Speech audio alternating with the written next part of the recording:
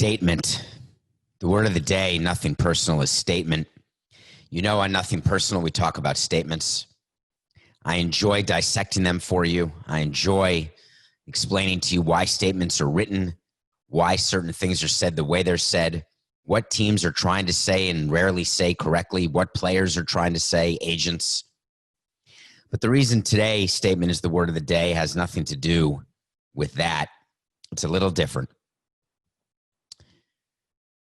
A couple days ago, if you've been living under a rock, and hopefully you have not in 2020, Jacob Blake in Kenosha, Wisconsin, got shot in the back by a policeman who I think it's clear was not doing his job. He survived. There's rumors that he may be paralyzed from the waist down. It has created and continued a conversation that we've talked about that has been pervasive in our society for a long time, decades, and certainly since the murder of George Floyd so many months ago, has now brought this conversation back to the forefront. Why the conversation goes to the background and then to the forefront and then back to the background is a subject for another day and a subject of great frustration that I have tried to discuss on Nothing Personal, trying to explain that people need to use their platform and hope that one person at a time it gets better. And then we're reminded that as much effort as we make, as much change as we think is happening, things like this continue to take place. You don't know when, you don't know where. Kenosha is only 30 or 45 minutes south of Milwaukee, where I was born, where I went to school in Madison, Wisconsin, spent a lot of time in northern Wisconsin, Milwaukee, Chicago, driven past Kenosha. It's a city where you wouldn't expect. Let me say it a better way. There is no city where you should expect what took place. And it has brought up a very touchy situation that I'm not going to avoid. Too many people are avoiding it, and I'm not going to. When you run a sports team, you have a responsibility to your community as a community partner. You have a foundation for that reason, among others. You have a voice, you have a platform, you have an ability to collect information, to disseminate information. You have various mouthpieces through which to get information out, whether it's players, executives, sponsors, leagues. And what we're seeing now after George Floyd was murdered, after the pandemic, you saw the NBA work very hard to be clear that they were going to give their players a platform. You see it every day during these playoffs with the uniforms where the names are on the bottom of the uniform and there is a message. We've covered that in depth on Nothing Personal. Black Lives Matter. There's plenty of messages, like 10 they could use, the players. Some players, Kyrie Irving led the charge of some players not wanting to go back to play, feeling as though it was tone deaf, irresponsible to play basketball during this time of COVID and this time of social unrest. But the decision was made to play, and people have responded by watching in record numbers. The games have been competitive. We are now almost done with the first round of the playoffs. The Lakers last night took a commanding 3-1 lead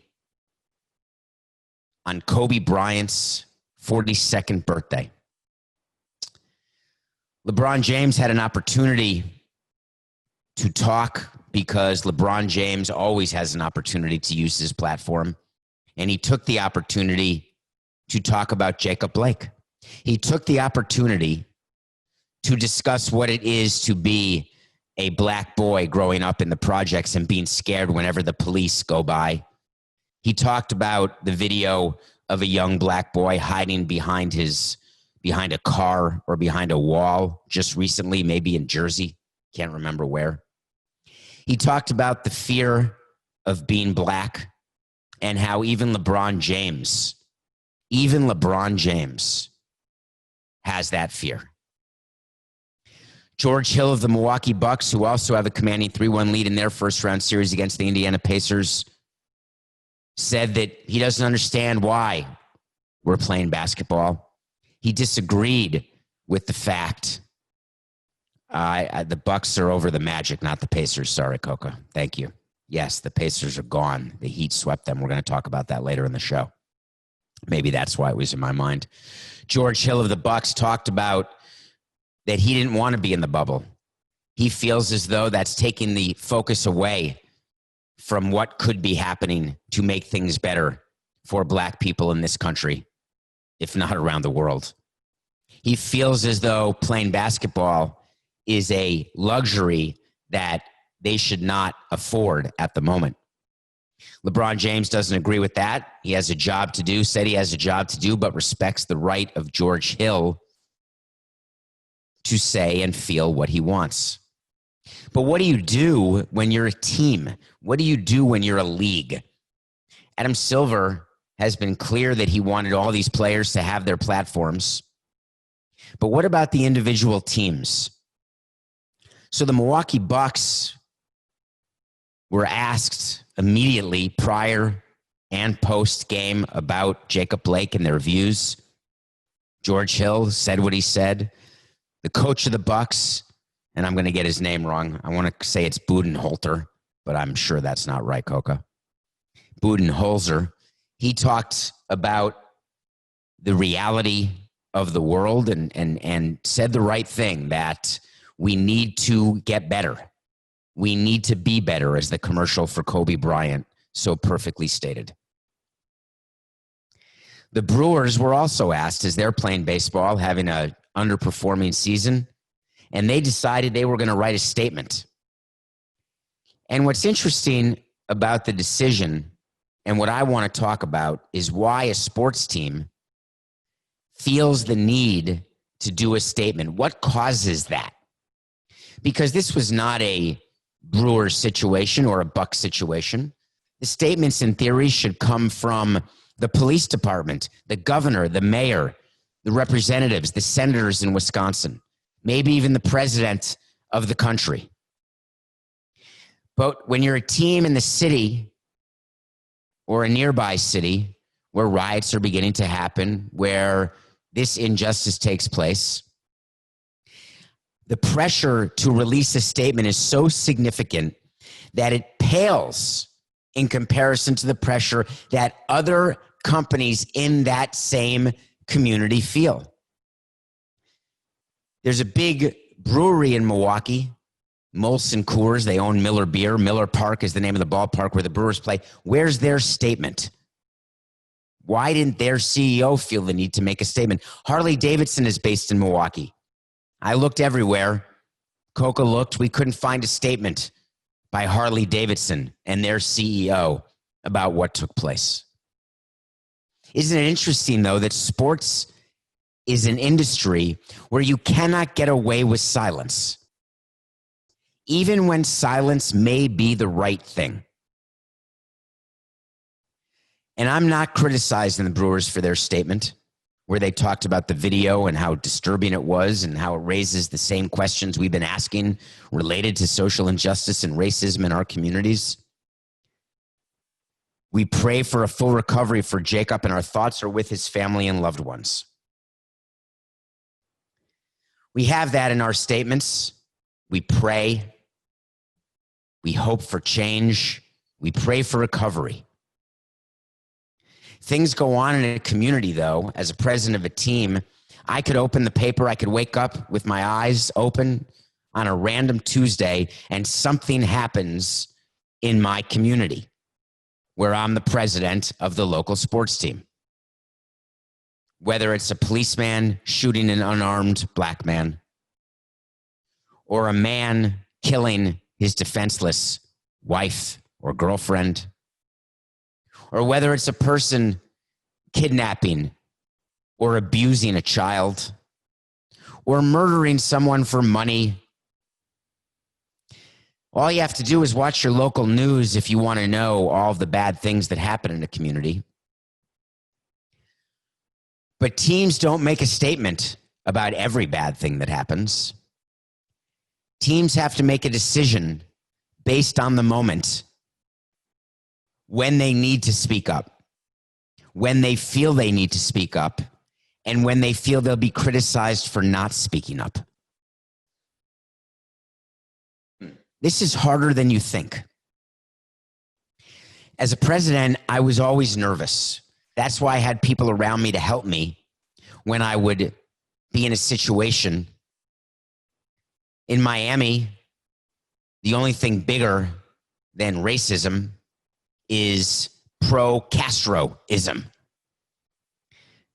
When somebody is pro-Castro, you have to remove yourself from them. You cannot associate with that company, with that person. Whereas that person could do business in Milwaukee, as an example, but not in Miami. If you're in Milwaukee and you are a company and you come out and say that beer does nothing but make you fat and kill you, your statement would have to be given because Milwaukee is a beer drinking community.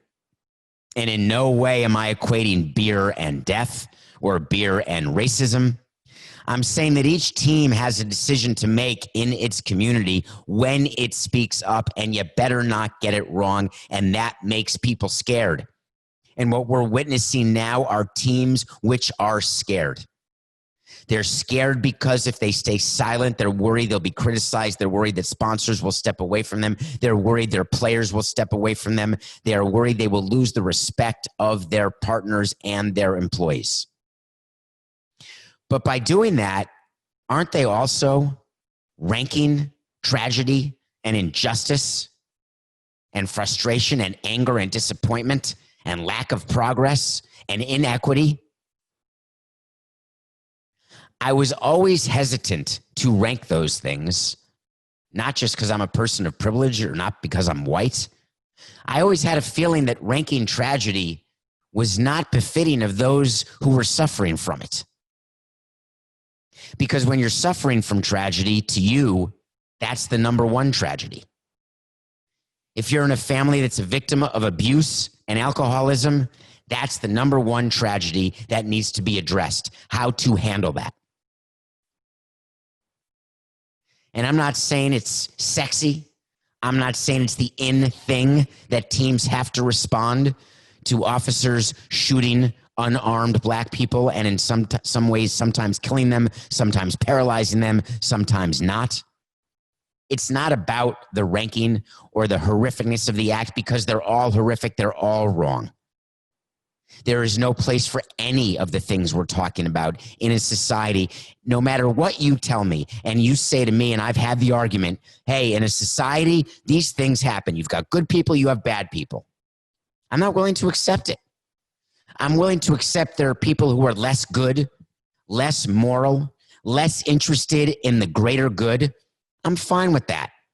It's a level of selfishness. Live and let live, I say. But in no way does anyone have the right to take away someone else's liberties or right to live their best life or to live in the way they want to live or to make people fear for their life. Teams are going to get it wrong, and I'm going to be here at Nothing Personal when I view things as wrong, when I view things as right, and when I view things as impossible to judge. I can't judge the Brewers statement because in their position, I'm releasing a statement too because I also have the view that in that moment, I've got to speak up. Doesn't make me right, doesn't make me wrong. It just means I'm the one who has to make that decision at that particular time. To all the players out there who want to use their platform to talk about Jacob Blake or George Floyd or any of the other injustices, that's your right and you should do that, and you have earned the platform to do it. Teams have to be more careful. They have to be more strategic, but that doesn't mean they can't be a part of making the community better and helping effectuate the change. That should be the point of the statement that any player makes, that any team makes. that today it's not about what we say, it's about what we do. LeBron James has been one of the great examples of what to do, not just what to say.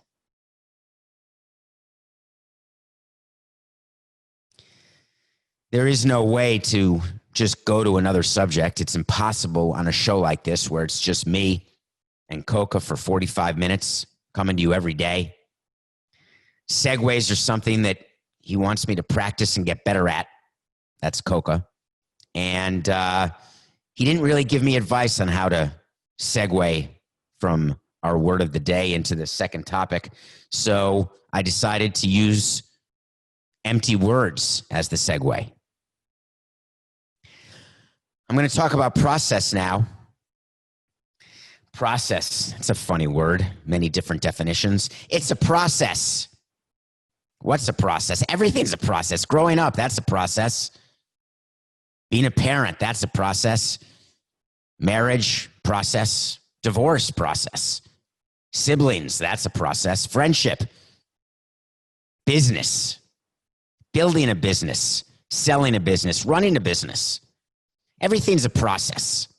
Process has been used by the Philadelphia 76ers because for whatever reason, they had a process, and that was the word before tanking was the word. And they told us to trust the process. It's the famous 3 words. Trust the process. I like using that. It covers all sorts of sins, doesn't it? Just trust the process. Don't worry what just happened right now. It's the process. Hey, I know that we just won 10 games. Trust the process. We're good. Oh, man, we just won under 20 games 3 years in a row. That's a process. Oh, God, we just had to trade all of our players who we just signed going into a new stadium. Don't worry. We're in a process. Is it a rebuild? No, it's a retool. It's a re-engineering. When you put re in front of something, that just means that it was screwed up and you have to fix it. Re. I'm going to reintroduce myself to you because you didn't remember me the first time. I'm going to relocate because I don't like the place that I currently am. The process. Philadelphia 76ers got swept by the Boston Celtics. And what do you think happened after that? You know it. You know it. 7 years into a coaching stint, Brent Brown got canned. Brett Brown, excuse me. Thank you, Coca. Who's Brent Brown? I have no idea. Brett Brown, coach of the Sixers, got canned. The day the season ended, one of his players, Josh Richardson, did not have a nice word to say about Coach Brown. Talked about accountability, made it seem as though Brown had lost the locker room. The next day, he was fired. A couple statements came out, and they're both fabulous. Let's start with the coach. Coach Brown said in 2013, I was employed to lead one of the most dramatic rebuilds in professional sports history. I guess along with the Astros, it was pretty dramatic. In the last 8 seasons, in the last 9 seasons, the Sixers have made the playoffs 4 times. In their first 4 seasons of their process, they won 19, 18, 10, and 28 games. In the last 3, they won 52, 51, and 43. It's going the wrong direction. He continued, in the past 7 years, our players and coaches have evolved and grown, and wait for it, it may be a candidate for the #1 line of a statement this year. And I have deep appreciation for the 102 players I have coached. That's a first, folks. 18 years running a team, never heard that. Never heard a coach, upon being fired, recount the number of players he had managed as an absolute FU to his owners. Now, he's going to claim to you that he was just saying what kind of rebuild and what kind of situation it had been. What he's really saying is continuity. There's been no continuity at all. We got players, then new players, then we get rid of players, then we bring in players. We had a process, we rebuild, then we make a signing, then we make a trade, then we have a bad signing, then we've got an injury, yada, yada, yada. I have a deep appreciation for the 102 players I have coached. It's math time, Coca. What's 102 divided by 7? It's about 14. I could be wrong, but that's my guess. 14 and a half, maybe. That's 14 and a half players a year. That's right, because you have 14 players on a team, 12 plus 3, 15. But wait a minute. Is that 15 different players every single year? Obviously, if Embiid's been on the team 5 years, that's only one player taking up one of the 100 and however many 15 times 7 spots that you have, which is 105. Do you get what I'm saying? At all? That was a total dig at his owner. But he does have a deep appreciation for the 102 players he coached. Not to be outdone, Josh Harris came down from the mountain and spoke. Josh Harris is, for Mets fans, you may know Josh Harris and David Blitzer. They're one of the people trying to buy the Mets who we had to wait to see. There is no chance they'll buy the Mets. I told you that. Josh Harris and David Blitzer will not be buying the Mets because they like value, and the Mets are not going to be sold at value. They're going to be sold for a premium. That means they're out. I'm not taking credit for the wait to see it. I will when it's done. Josh Harris and David Blitzer bought the New Jersey Devils. How are they doing? They bought the team in 2013. They've been in the playoffs once in the past 8 seasons. And in hockey, that's as hard as being in the playoffs 7 of the past 8 seasons. That's how hard it is to only make the playoffs once in the past 8 seasons. Josh Harris and David Blitzer then bought the 76ers in 2011. That's 2 years before the Devils. They've made the playoffs 4 times in 9 seasons, including the last 3. Not one trip to the conference finals, not one trip, obviously, then to the NBA finals. So Josh Harris pulled out page 3 of the ownership I fired my coach statement handbook.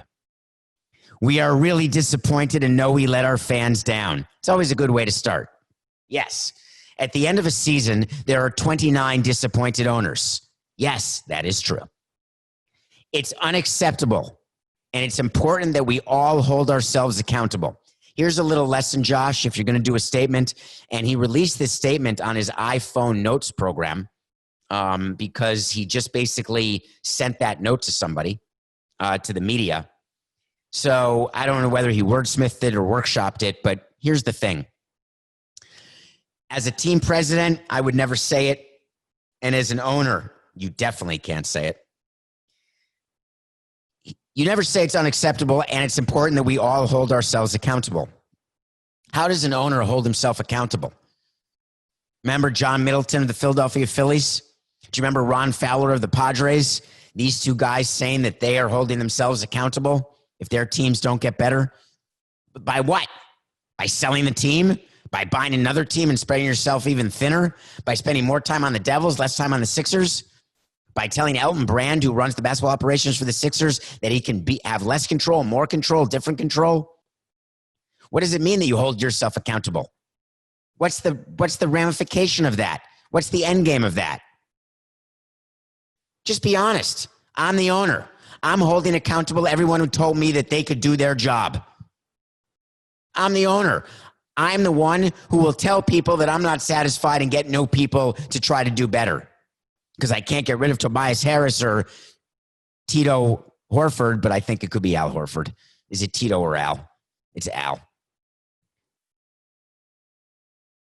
Then he said, we're going to be doing a real assessment of how we got here. Josh, are you not listening?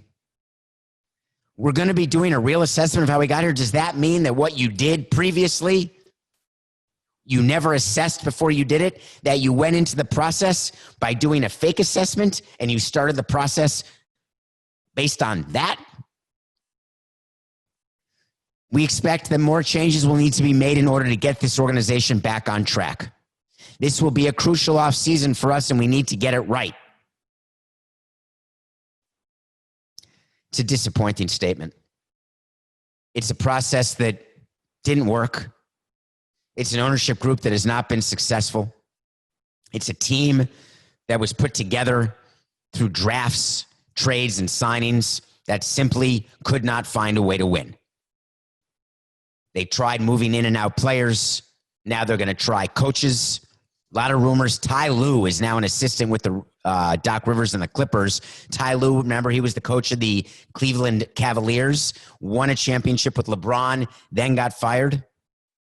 He's now an assistant. Rumor that he could be taking over. Another rumor is Jay Wright of the Villanova Wildcats. Wildcats. I don't know if that's their name. Yes. Well, here's my wait to see. You know I've got some good wait to sees. This one is the following. Josh Harris of the owner of the Sixers, he is not hiring a first-time coach. He's not bringing a coach up from college. He is going to hire a retread, a former head coach with gravitas. Ty Lue is a good example. Could be a Ty Lue. So my wait to see is the 76ers will hire a former coach. The process, I guess, is over. I never trusted it. It didn't work. But now this offseason, the Sixers will become accountable and restart. What about their counterparts down south in my backyard? Let's talk about Pat Riley and the Miami Heat. The Heat are not getting enough love or attention because they don't have any superstars. They've got Jimmy Butler, who I do not consider a superstar. They've got players who are undrafted. They've got retreads. They've got Goran Dragic, acquired through a trade. They got Andre Iguodala.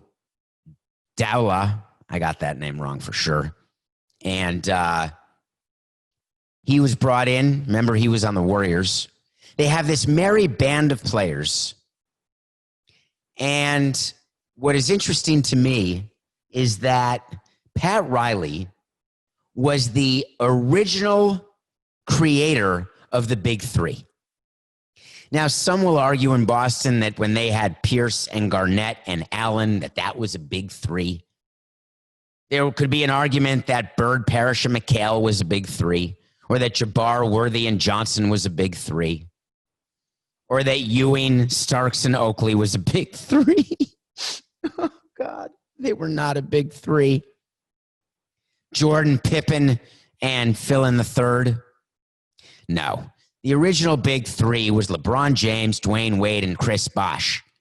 They manufactured, they sacrificed, and they were brought into Miami with a vision that Pat Riley had, put role players around them, and they didn't win 5, 4, or 3 championships, but they did win 2, and they were a huge success.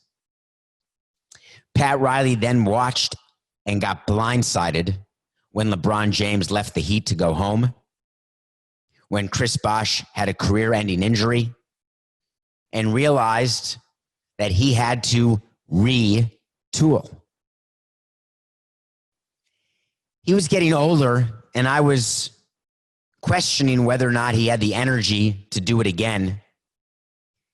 And then I watched what he did, and I realized that Pat Riley deserves to be known even more so than Red Auerbach as the greatest basketball executive in the history of the game. He's one of the greatest coaches of all time.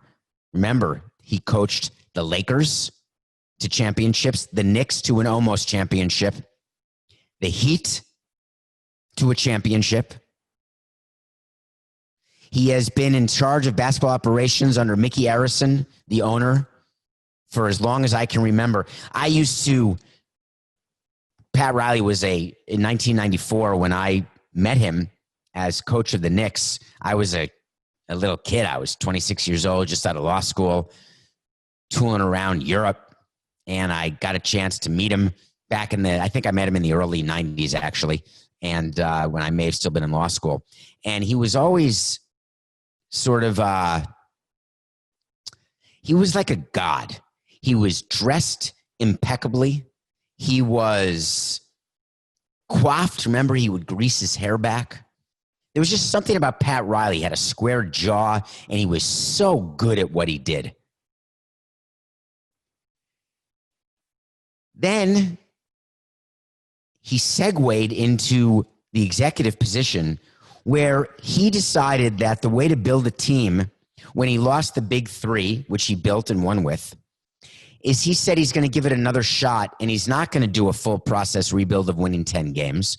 While the Heat have not won a first-round playoff series since 16, the fact of the matter is he brought in role players because he could not get a big three back to Miami. It doesn't mean that every one of his signings has been perfect. It hasn't. He signed some guys to big contracts like Hassan Whiteside, Dion Waiters, had to get rid of them, found a way to get rid of them. Not everything's been perfect. But he has this ability that is so undervalued to put players in a position, and this is the dream when you're running a team, is to put players in a position to be better than they are were they not to be in that position. He did it as a coach with spacing on the floor, and he's done it as an executive with players in the locker room. Remember when Jimmy Butler was on the Sixers, there was all of that strife. Well, on the Heat, there's been nothing. He arranged a sign and trade deal, and Jimmy Butler's been nothing but a model citizen and a great player for the Heat. He's not a superstar, but he is in that clubhouse. He's a leader, and when he's on the floor, there's a calmness. He chose Eric Spoelstra, who had worked his way up from being in the video room, who's now one of the best coaches, longest tenured coaches in the NBA. When I had called for back in the day, fire Spoelstra, Pat, and get back on the sideline. And Pat never did it. Let Spoelstra coach because he knows, he knew. And I, for a moment or a year, forgot. So I had a chance over my career in Miami to spend a lot of time with Pat and to talk to him about his philosophy and why he did what he did, how he did what he did. I would see him at games. We'd talk on the phone.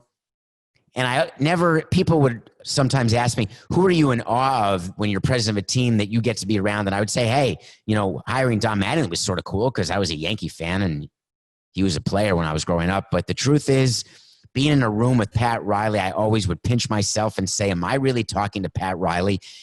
Are we two presidents of the local teams talking to each other at an event, about to give a speech, at a dinner, wherever we are? It was always very bizarre to me because I never viewed him. He was a mentor. He was someone I was not on his level, not even close. I wanted to be like Pat Riley. Now, one ring, not like Pat Riley. But I want to give him credit and say that if you've got a process that you want to trust and you've got an executive that you want to trust and someone who leads and doesn't follow, you're going to want to go with Pat Riley. Think about this. He has a chance in the conference semis, whether he plays the Bucks or the Magic, likely the Bucks, to make it to the conference finals. They could make it to the NBA finals. They could win the NBA finals. Forget a big three. He could do it without a big two, and he could do it without a big one. If Pat Riley's Heat make it to the NBA Finals, there should not be another conversation about who the greatest of all time is who ever put on a tie and wore it on a basketball court. It's Pat Riley. We're going to talk about some baseball and a little college football when we come back. But of course, we'll be back with a review. And it's back-to-back Costner days. Welcome back. So I reviewed Yellowstone, highest rated cable show. 5.2 million of you watch Yellowstone. Thank you. If all of those people watch Nothing Personal, that'd be cool. Thank you for subscribing. You saw a tweet yesterday on David P. Samson. We're going to announce a winner on Friday because we're over 1,000 reviews on Apple. Get on Apple, write a review, rate us 5 stars, write a review, ask a question. It could be part of the end of month mailbag. But we're going to choose a winner and send a cool gift to the winner. We're doing the same thing when we get to a certain number of subscribers on YouTube. I'm not going to tell you how many. Just subscribe to our YouTube channel, Nothing Personal with David Samson. Thank you for telling your friends about our show. It's working. So Kevin Costner had a successful Yellowstone preview. Yellowstone season, Yellowstone finale, season 3. It's been picked up for season 4. I decided I wanted to do a double feature. So I watched The Highwaymen on Netflix. The Highwaymen is about 2 Texas Rangers. Here's another thing I'll admit to you. I never really understood why the Texas Rangers are called the Texas Rangers in baseball. I thought sorry, folks, parks closed like Smokey the Bear. And the Texas Rangers were a group of law enforcement agents, I should say, law enforcement people who found a way to catch bad guys. And they were disbanded back in the day in the early second or third decade of the 1900s. God, that's almost 100 years ago, by the way. The 1920s are 100 years ago. Okay. So The Highwaymen is about two people played by Kevin Costner and Woody Harrelson. It's a true story about two Texas Rangers who catch and kill, spoiler alert, Bonnie and Clyde. Bonnie and Clyde were the outlaws who were going through and killing people in a crazy killing spree all through the South, Mid-South, Midwest. They ended up being killed in Louisiana. By the way, fingers crossed on Hurricane Laura. Be careful out there. I love the movie. It's about over 2 hours. I didn't know much about Bonnie and Clyde's story. Believe it or not, I have not seen Bonnie and Clyde with, I think that could be with Redford and Newman, but that's Butch Cassidy and the Sundance Kid. So I don't know who's in Bonnie and Clyde, the movie. I'm completely blanking. I thought it was Redford, Coca, but I don't know. In any case, Bonnie and Clyde, the story of them, this movie is not about that. This story is about the men who found them and how they found them and what they did when they found them. You should check out Warren Beatty is in Bonnie and Clyde. Thank you. Who played Bonnie? So it's, Faye Dunaway. Oh, my God. I totally get why they were together at the Oscars when they miss and they called La La Land as Best Picture, but it was actually Moonlight. Remember that crazy mistake in the Oscars? That was Warren Beatty and Faye Dunaway. I was days old when I realized that Warren Beatty and Faye Dunaway acted together in Bonnie and Clyde, and that's why they were together giving away the Best Picture. Hello, welcome to the show. Anyway, Highwaymen, check it out. Okay, I want to do so you want to talk to Samson, Coke. I want to do it quickly, please. You know what I want? I want to talk to Samson. I want to talk to Samson, and this was a question asked on Twitter at David P. Samson. If you are the president of the Indians, who is your starting pitcher on Wednesday night? Huh? Why would I take that question on so you want to talk to Samson? Because it's awesome what's going on there. There are rumors everywhere. The trade deadline is 6 days from today. Will the Indians trade Mike Clevinger? Will they trade Zach Plesac, the two guys who they optioned down after they went out in Chicago and broke protocol? If they stay down for 20 days, they've only been down for 10 days. If Clevinger stays down for another 9 days until the deadline, they actually get an extra year out of Clevinger. Will the Indians actually trade him? Or are they going to call him up and let him start a game? The Indians are in a tough division race with the Minnesota Twins. I picked the Indians last night in my nothing personal pick of the day, and the Twins beat them. So I'm back to 500, by the way. But the question is, what will the Indians do? Sandy Alomar is their coach, and he may be managing the team while Terry Francona is ill. He was asked about it. He was asked about Wednesday's starter, and Sandy Alomar Jr. said he wants the team to move past the Clevinger-Plesac situation. He said, quote, "We'd love to have one of those guys pitch if we could, but that's a decision the front office has to make." Boy, is he right. The starting pitcher for tomorrow will only be decided by the front office. It's not going to be decided by the GM, Antonetti, Chernoff, no chance. That gets decided by Paul Dolan himself. He will be told about the money. He will be told about the financial ramifications of bringing him up and starting him. He will get input from his GM about the Indians are better. Listen, they've had some great performing young starters, but the reality is they're led by Bieber, who could win the Cy Young going tonight, which is the nothing personal pick of the day. If the Indians didn't win last night, they're going to win tonight. I promised you I'd pick Bieber no matter what. Every time he pitches, he goes tonight. I'm going Bieber tonight over the Twins. But when you've got a chance to be good and to win, which the Indians haven't done, in what scenario do you not have your best players play? the scenario where it costs you extra dollars that you don't have and don't want to spend. When you've been handed a excuse on a silver platter, the excuse saying, hey, guess what? You can leave this player down and you will not lose a grievance. Do you do it? Do you roll the dice in a 60-game season, keep him down, don't trade him?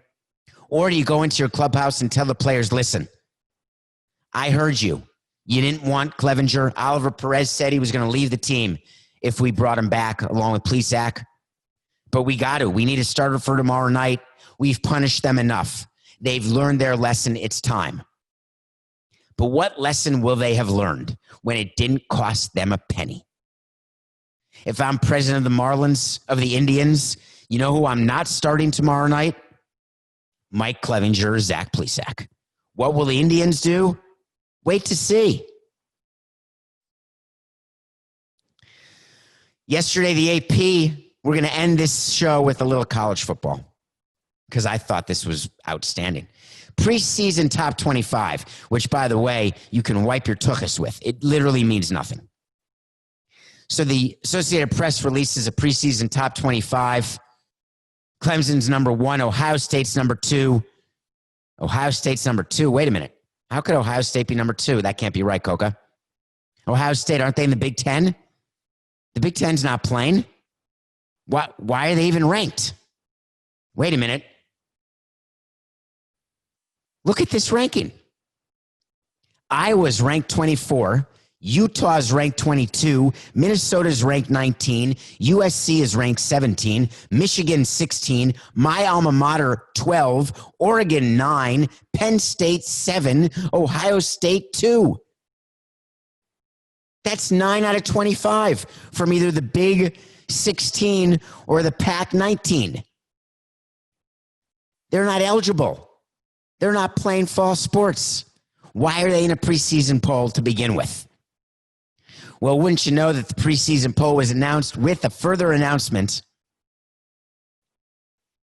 that there will be 53 bowl subdivision teams ineligible because their schools postponed fall sports. There are usually 129 teams eligible to be ranked in the top 25, eligible to go play in the college football playoffs and make all that money.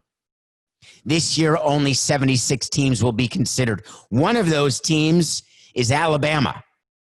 And Nick Saban spent the time yesterday to take the microphone after there were tons of positive COVID cases on his campus. And he said, listen, I just want to be clear that I wish that all 5 conferences would be on the same page.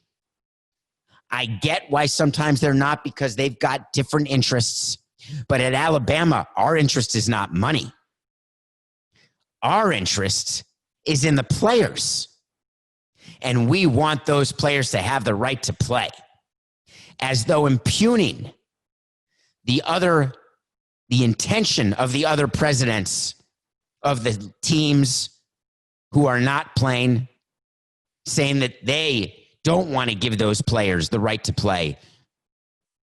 I found it to be incredibly self-serving and wrong of Nick Saban to say what he said, because of course it's about money for these conferences. Why wouldn't it be?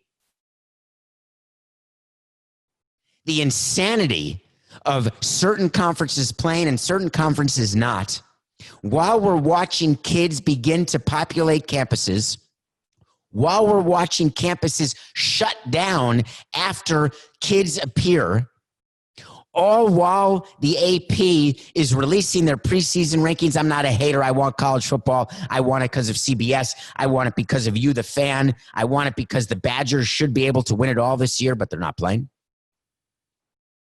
But the insanity of the rankings and of Nick Saban and of competing statements and people taking the microphone while the NCAA stands idly by is continuing to drive me insane.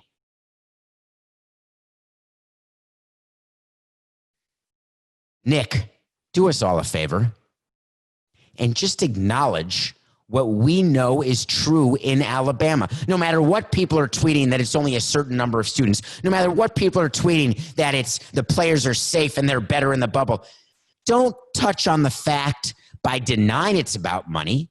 Just look in the camera and be honest. At Alabama, it's always about business. It's nothing personal.